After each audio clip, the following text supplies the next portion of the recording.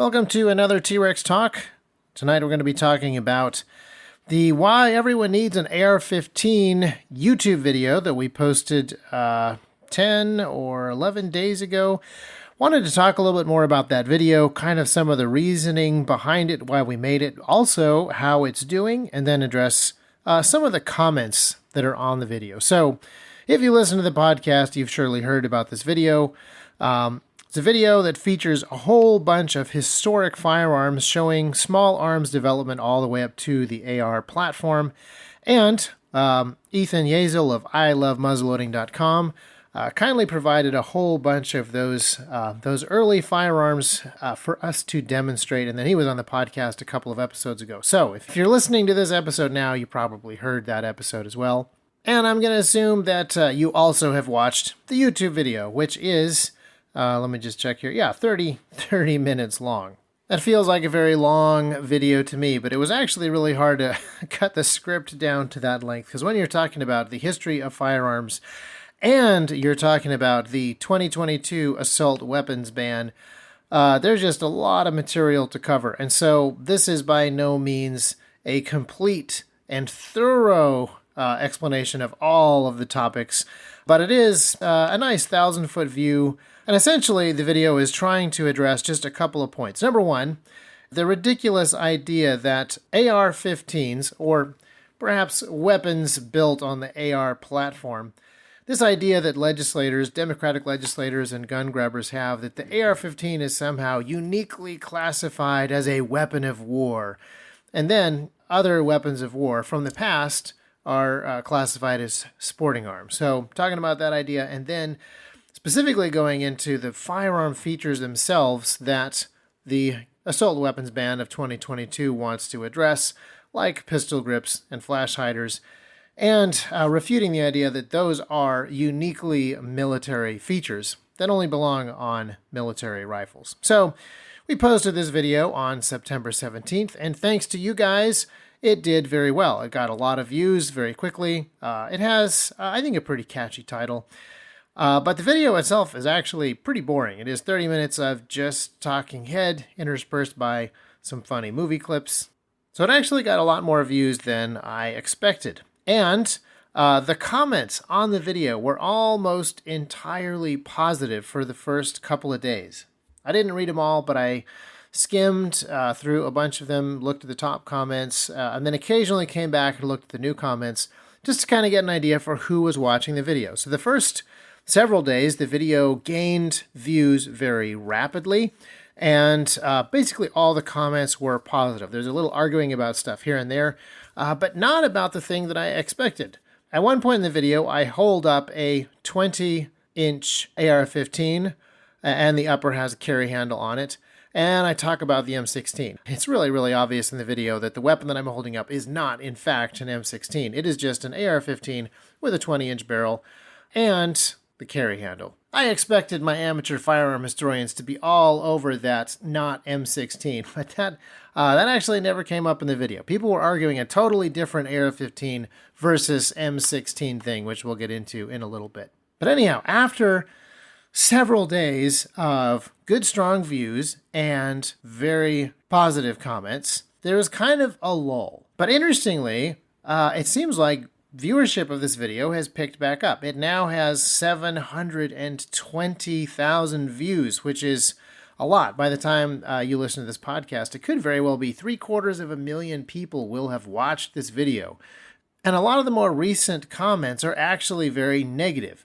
And I see this as a really good thing, because what that means is that people watching this video are no longer T-Rex fans. It is now actually spreading, whether it's spreading because people are sharing this video on social media and various other places, or because YouTube is actually recommending this video, I don't know. But the flood of negative comments, we're up to 8,760 comments. That's actually quite a bit. And there's actually not a whole lot of arguing in the comment section. Now, For the purposes of the YouTube algorithm, it seems that comments are really, really important. The more comments your video has, that actually is weighted more heavily towards the video being popular and recommended by YouTube than views themselves. So the fact that there are so many comments is really good. And the fact, again, that so many of these comments are negative, I think is really good because it means that people outside of our circle are being exposed to this video. And even the negative comments actually help convince YouTube that this video is worth people's time, and it's more likely that it continues to get eyeballs. Anyway, let's go through some of these comments. This one's from 15 minutes ago. Carl Otto says, "So much overcompensating masculinity and cheap rhetorics in these comments. I begin to understand why this amendment is slowly losing the fight." Yeah, although there's an article that I read the other day over at bearingarms.com that kind of says the opposite. There's a survey that the University of Pennsylvania runs every single year, and this year shows kind of the same trend that it always has, that there are fewer number of Americans that can name all three branches of government, etc. That was 9% lower than last year. But interestingly, even though fewer people could talk about with any sort of clarity the different amendments in the Bill of Rights, there was one exception, which was the Second Amendment. Only 63% of people asked knew that the First Amendment covered freedom of speech, and that's down from 74% last year. But 82% of people knew what the Second Amendment was for, and that's only down 1% from the 83% that knew what Second Amendment rights were last year. So the Second Amendment isn't actually failing faster than any of the others. It's actually the only one that still seems to be holding its ground. Yeah, so that's that comment. There's a bunch of people in here who are theoretically legal experts. One guy here says, legally speaking, people aren't supposed to use a gun to defend themselves unless their life is actually being threatened. And realistically, no one is going to have an AR-15 on them when their life is being threatened. That is not true. There's a lot of situations when people have actually used AR-15s to defend their own lives and the lives of other people. So, yeah, not a great legal opinion. An hour ago, somebody wrote, "This was surprising. I don't have an opinion on the subject, but now I am more educated and leaning towards your point of view. Good video." Now, there's not a ton of comments like this. There's a few, and that's very gratifying. But I didn't actually think that this video was necessarily going to sway a whole bunch of people in the middle. But I also wasn't hoping this video would just preach to the choir. I was hoping that this video would cover an angle on the gun control topic that isn't rarely talked about or understood, and give some ammunition, so to speak, to people who are in more regular conversations with folks in the middle. But when I hear that people in the middle are watching this video and it's causing them to think about things that they previously didn't think about and actually re-examining their opinions, that's very cool too. Lots of people commenting on the grand thumb jokes, so kudos, Nick, on putting that in there. That was a very good call. A guy named Donald says, "You should come to Australia and look around. You will see that everything you just said is just rubbish. I don't have a gun and I don't need one because there is no threat here that requires it." Okay, well, first of all, Donald, Australia is full of dangerous animals. But the second thing is, I have been to Australia, and I know a bunch of people who are in Australia right now, and they disagree with you. And you, Donald, have not been allowed to leave your house for most of the last 2 years or buy anything without the government's permission, so you might want to reevaluate some of the stuff that you think. New Zealand is on a very similar road. Our current prime minister has taken the country down a whole bunch of sort of totalitarian roads and is currently really cracking down on free speech. Previously, she has said that essentially the only way to know if anything is in fact true is to find out if it lines up with things that the government has said. That's obviously problematic from a group of people who have already disarmed their subjects. Evan Delangelo says everyone should own an AR-15 according to T-Rex Arms, who sells AR-15s. Conflict of interest, ? No, we don't actually sell AR-15s, so not really a conflict of interest. But even if we did sell AR-15s, we still think that people should have them and have thought that for always. So, yeah. Down South says, "Those are weapons of war. If you need one in civilian life, not only are you part of the problem, but a coward." I don't quite follow. Although this is kind of interesting to point out. This conversation about weapons of war is interesting because people debating the Assault Weapons Act pretty much just repeat the phrase weapons of war over and over and over again, as if that actually proves something. AR-15s are weapons of war. To stop the use of these weapons of war. Weapons of war of a military nature. For removing weapons of war from the streets of America. Easy access to weapons of war. Be slaughtered by weapons of war. In fact, they were weapons of war. They're weapons of war. These are weapons of war. These are weapons of war. They don't just kill, they decimate. A bunch of people on here are commenting on the Thomas Massie conversation with David Cicilline and how mind-numbing that was to listen to. Oh, it was even worse to pull all of those clips. And hopefully that little montage actually kind of shows you the way that a lot of these conversations go on. I've talked about this before in previous podcast episodes, but Thomas Massie was the only one who was actually trying to have a conversation. Everybody else was reading their speech. And when they would read off a piece of paper the speech, and he would point out issues with something that they had said because it was completely ludicrous or utterly unconnected with reality, they would argue with him by basically just going back and reading that paragraph from their speech again and then giving a kind of a condescending nod to the cameras. I think that makes it really clear that there are a bunch of people in Washington that actually have no interest in consensus or working together and don't even want to engage or have relationships with their colleagues, as they call them. Here's a comment that says, "The exchange between Cicilline and Massie is one of the most frustrating things I have ever witnessed. You cannot effectively legislate something which you know nothing about. The fact that he won't even consider the fact that he doesn't understand shows he's simply there to push his agenda and grandstand." Yeah, completely true. Now, I will say in Cicilline's defense, well, actually, no, not in Cicilline's defense. I will say in the defense of some of the other Democrats that are on that committee, they have no interest in guns and they've spent no time studying guns. I don't really expect them to be gun experts when they have spent no time on it. The problem is that they are now legislating on firearms and they know nothing about them. The bigger problem is that they're legislating on basically everything, and they're just as ignorant on a whole bunch of other topics as they are on guns. If I were in their shoes, a ton of things would come up that I would be ignorant of on a technical level, on a procedural level. There would be tax stuff. There would be business administration stuff that I don't know or fully understand, which is another argument for smaller government that does less. Now that our government legislates literally anything and everything down to the nth degree, you do really have to be an expert in almost anything in order to know what sort of effect some of these laws are going to have on this really complicated economy that we have. And watching some of these elected representatives talk about firearms when they have no clue what the individual pieces of the weapon actually do in order to increase its function from sporting arm to military arm just kind of goes to show the really tiny nitty-gritty stuff that they want to legislate and control by law but have no capability of really understanding. And again, the problem is not that we have a whole bunch of dumb people getting elected.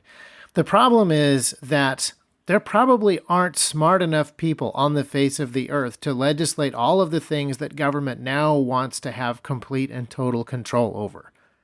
The problem is not that Alexandria Ocasio-Cortez is a fairly clueless former bartender. The problem is that somebody from her district is going to have to be voting on 10,000-page bills that talk about exactly to the dollar how much money can be spent on certain things in certain industries that nobody on the face of the planet could actually understand in its entirety, let alone the effects that would have going into the future.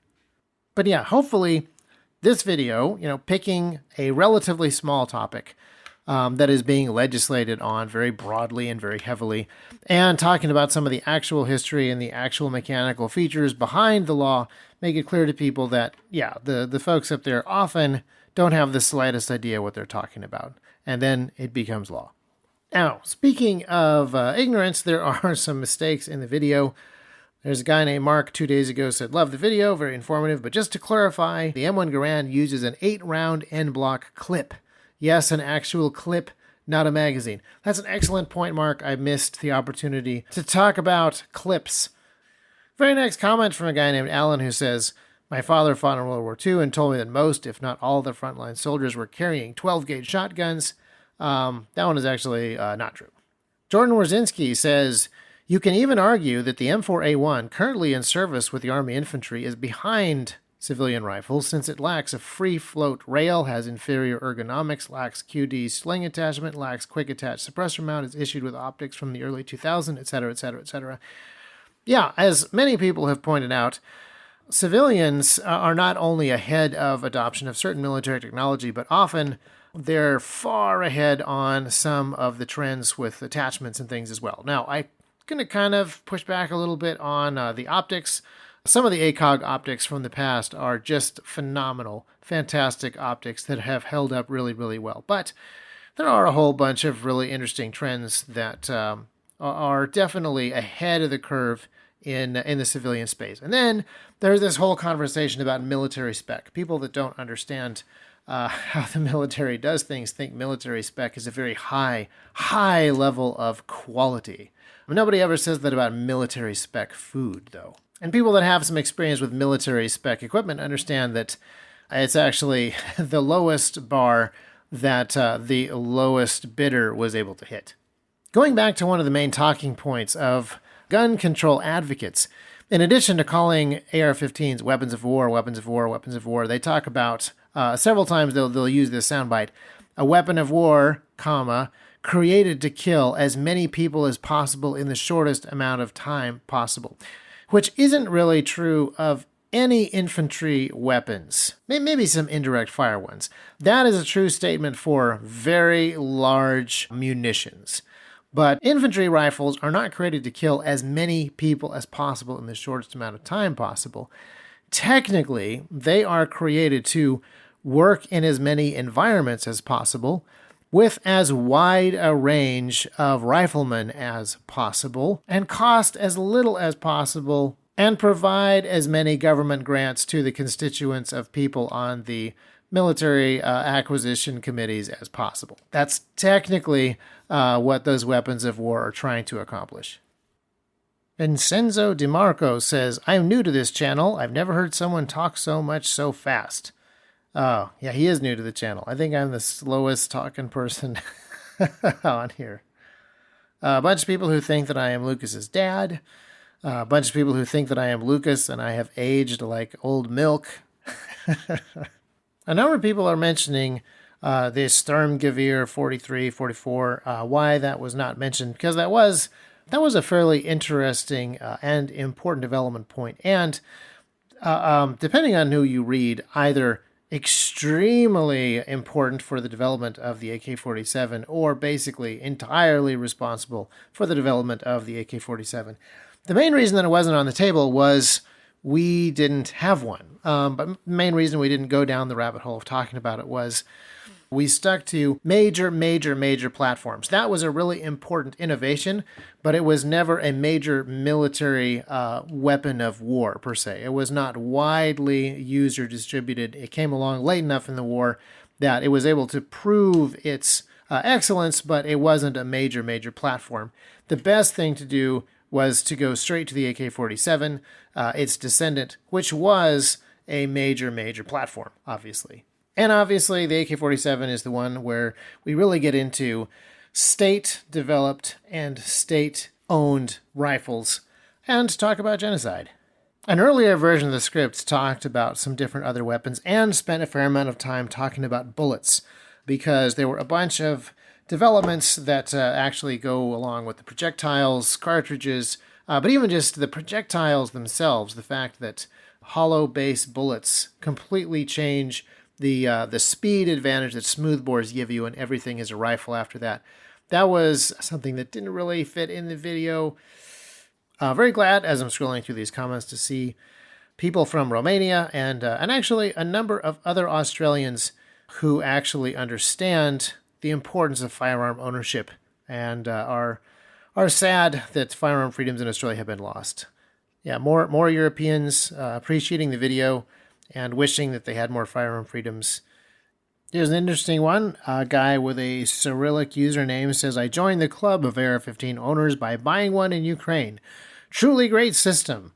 It's not my service rifle, which is, by the way, a simple AK-74. Interesting. Well, that's probably enough comments for now. But by far, the biggest contention in this comment section and elsewhere on the internet where people were discussing the video was not actually gun control specifically. It wasn't the fact that the AK-47 I held up was not a very historically accurate representation of an AK, or that I had a very historically accurate representation of an M16. It was this conversation about the AR-15. Why did I agree with the gun grabbers that an AR-15 is a weapon of war when the U.S. military has never issued an AR-15, and neither has any other military anywhere around? So first of all, I will say that I probably should have been a little more clear that I was talking about the AR platform specifically, and not just a specific make of rifles. But I think I'm still right, because the AR-15 platform, whether I specifically designate it or not, or the AR-15 itself, has been issued by the United States military. The United States military armories to this day still have a whole bunch of M16s that also say Colt AR-15 right there on the magwell of the lower. The M16 is just the military designation of the AR-15 and a description of a military spec that goes along with it and certain features that AR-15s could have, and many times in the past did have. So this is kind of an unnecessary argument. For people that still want to argue over this, I would ask, is the M1911 very much different than the non-military Colt 1911? Is the Beretta M9 that much different than the Beretta 92 FS? I mean, the short answer is that it's not. The only real difference between the military M9 and the civilian 92 FS is what gets engraved on the slide. Now, obviously, the M16A1, M16A2, M4, etc., etc., etc. There are so many more versions of these guns than the Beretta M9 that it's easy to argue that they are vastly different than civilian AR-15s. And there is one major difference between most military AR-15 platform rifles and most civilian-owned AR-15 platform rifles, and that is the ability to fire in full auto or 3-round burst. Select fire is a very large distinction between many of these rifles, but it doesn't really have to be, because AR-15 platform rifles can share parts. It doesn't take a whole lot of modification to make a civilian AR-15 except the select fire trigger group of a M16 or M4. In fact, the ATF says that it is super easy, barely an inconvenience. So yeah, the ATF and I actually agree on something for a change. So, in the future, I will try to make it even more clear when I'm talking about a specific platform rather than a specific rifle. And people who really want to argue this level of nitty-gritty detail this broadly should realize that they sound like those sort of people who always complain about misuse of the word champagne. Yes, we know. It's only an assault rifle if it comes from the assault region of France. Otherwise, it's just sparkling rifles. Yes, we know. We get it. Kind of on the same topic, I want to plug a video that Ian at Forgotten Weapons just posted on an interesting question. The M1 Garand is a rifle that we all know. The M14 is a rifle that we all know. What was the M2 through M13 rifles? What were those? And he goes through all of them. Some of them were training rifles, some of them were spotting rifles, but that M is just a designation that the Army uses for military weapons, and it can be very confusing because they will use it for a whole bunch of things that are obviously different to them, but not as obviously different to everyone else. For example, we had an M1 rifle, an M1 carbine, an M1 submachine gun all at the same time. And there were probably 50 other M1s ranging from tanks to can openers, because that's just how military logistics works. It has more to do with accounting than delineating what an actual weapon of war is. But anyhow, we had a lot of fun making that video. We're very happy to see how many people are enjoying it. It's interesting to see all of the different comments, or in this case, a tiny fraction of some of the comments. And it was fun to talk through some of the advantages of the AR platform. There are a bunch of points that we didn't have time for in the video. For example, David Cicilline keeps talking about the M1 Garand being an ancient relic. The AR platform is 60 years old at this point, so it's no spring chicken either. But it has the advantage of about 60 years of very active development in both military and civilian spaces. And I actually see that as a huge deal. Are there other weapons that are more technically advanced? Well, I think that there are. I think that, the SIG MCX theoretically is, although technically I would make the argument that that's merely an AR-18 platform weapon. It's not its own specific thing. And there are several other companies developing interesting new techniques that I like to look of. But an AR-15 platform, I guess I should say it again, is a really fascinating thing that benefits from 60 years of lessons learned and an incredibly widespread availability of parts, and not just pre-made parts. The AR-15 has become essentially open source at this point. The number of small machine shops in the United States that can make AR-15 parts and AR-15 themselves is huge. We're almost back to the kind of ecosystem that existed when people were making flintlocks. Every town blacksmith could make parts of flintlocks, could fix flintlocks.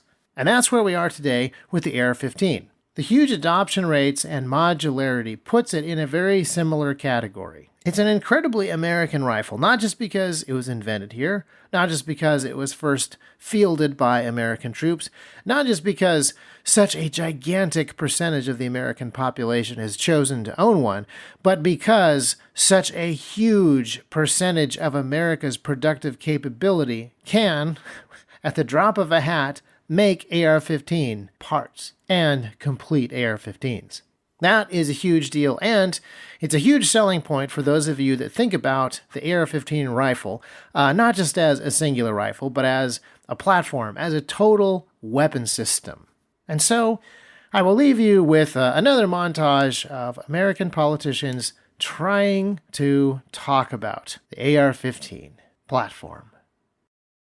Military-style assault weapons That are military style, military grade, with a military-grade weapon. military Assault-styled style use military weapons, the military. Military-style weapons designed to kill as many people as possible. Of military-grade weapons. military style assault weapons, Military weapons of war are military style semi-automatic weapons issued to our military